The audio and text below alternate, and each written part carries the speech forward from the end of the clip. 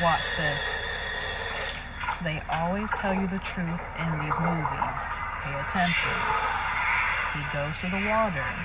Now he's going through a portal, a wormhole. And look where it leads him. Space.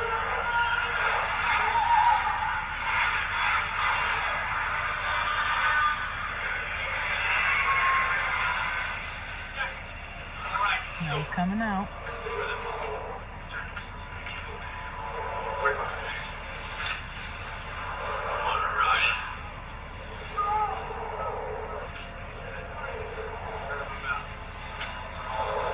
Water, once again, he exits.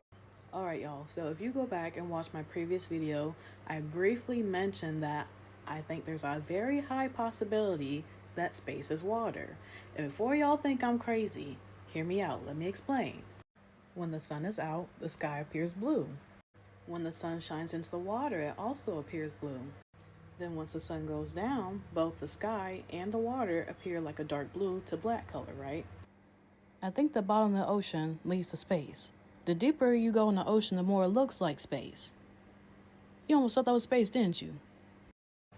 Just like space, the deeper you go into the ocean, the darker it gets, the colder it gets, which in space that's confusing because the sun's supposed to be up there. So how's the sun beating us up and burning us up down here, but it's freezing in space? It makes no sense to me, but that's neither hither nor thither.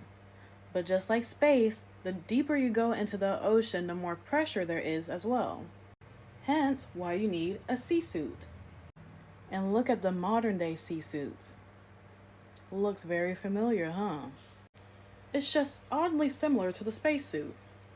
Here we have a cruise ship or a sea ship. Here we have a spaceship. Then there's the rocket ship. They're all called ships because they're all going through the water. Notice that we cannot classify an airplane as a ship because it's not flying through the waters that's above us and it's not soaring through the waters that's level with us, correct? We classify them as airplanes because they are flying flat in our Earth's local atmosphere.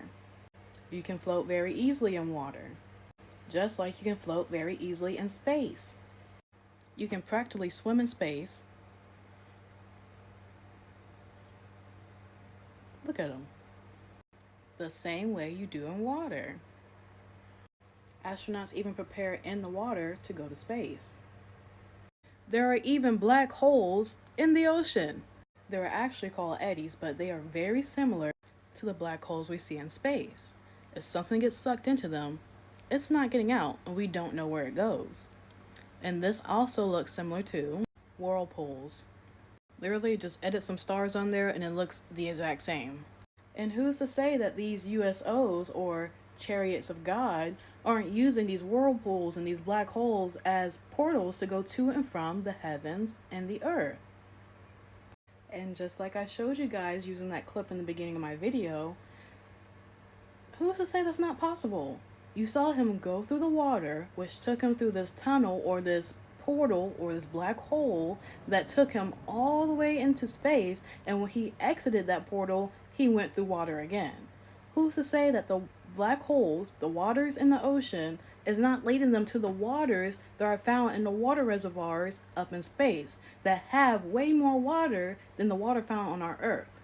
I mean, we truly don't know what's actually down there because as of 2024, we've only explored approximately 5% of our world's ocean. That's 95% we haven't even touched. And I'm sure you've heard the saying, as above, so below. You got waters above and waters below. That's just how the world works. But come back for part 2 if you want to go deeper.